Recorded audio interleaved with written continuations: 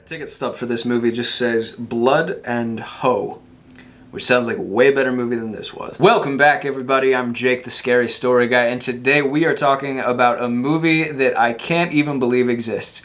Winnie-the-Pooh, Blood and Honey. Essentially, the beloved Pooh Bear intellectual property created by A.A. Milne has entered the public domain, which means it's existed for so long that it's no longer subject to the usual copyright protection. You couldn't use a character from Harry Potter, for instance, in something like this because J.K. Rowling and her publishers still have the copyright to those characters. But those protections don't last forever, which means that someday, in the early 2100s perhaps, our descendants may be treated to a film exploration of Dobby the House Elf as a serial killer. Now, I don't have much emotional attachment to Winnie the Pooh other than my belief that it's wholesome and cute, so I wasn't among those who really found something to be especially morally outraged about here. If you don't like it, don't watch it. Such is my stance with virtually every work of art imaginable, and yes, I'm playing pretty fast and loose with the word art here. And the reception for this film has been, let's say, negative. It's down to a 4.2 on IMDb and a 6% on Rotten Tomatoes.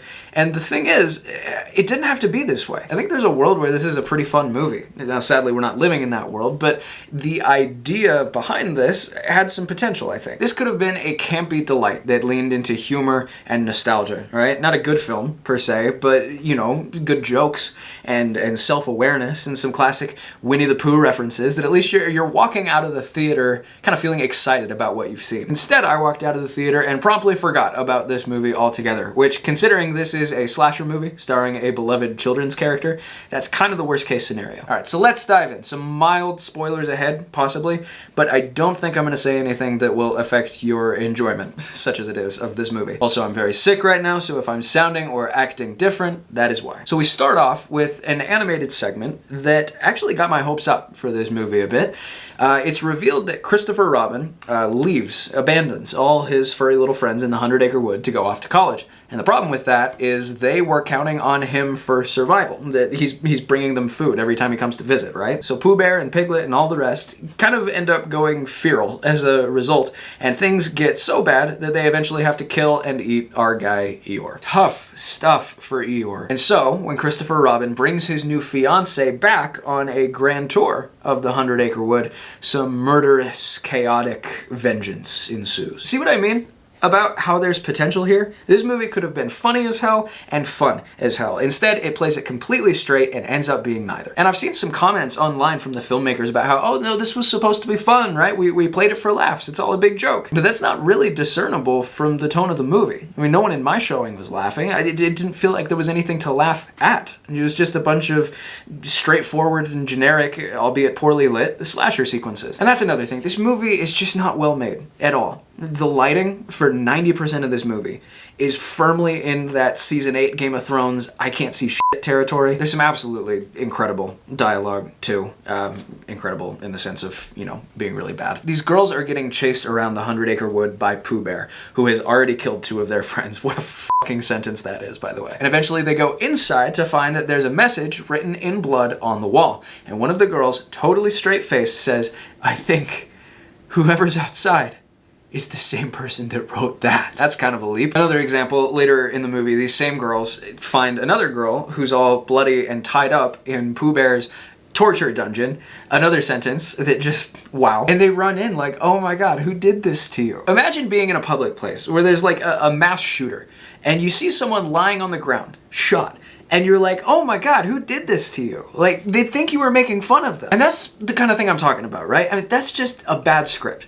Who wrote that?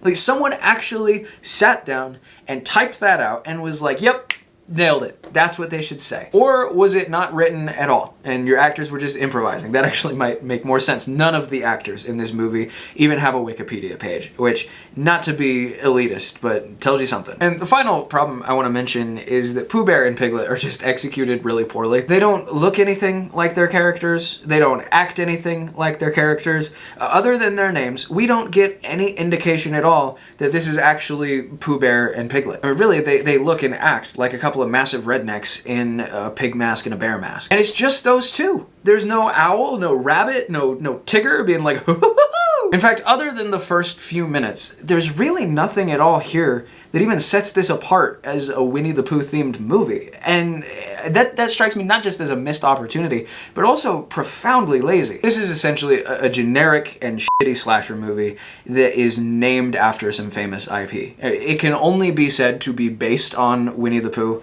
in the loosest terms imaginable. In order for this to be fun, in fact, in order for this to be worth making at all, the characters have to maintain some semblance of what makes them who they are in the first place. Pooh Bear should still be kind of bumbling around like lovable and hungry all the time. Piglet should still be frightened and timid. I can't stress this enough. These characters are just big people in ugly masks acting menacing. That's it. There's nothing Winnie-the-Pooh about it. So why make it? Why cash in on Winnie-the-Pooh's name just to make something this soulless and uninspired? Well, cash in, there's your answer right there. This movie's had a very limited release, and yet it's already made its own budget back like 30 times over or something. In fact, they even charged me $16 for a special event ticket when a normal movie would have just cost me $10. So you for that. They've already announced that they're making a sequel, of course, and the budget will be much bigger this time, so I hope they use some of that money to infuse the sequel with some skill and soul. And the financial success of this will almost certainly spawn copycats. In fact, the director has already announced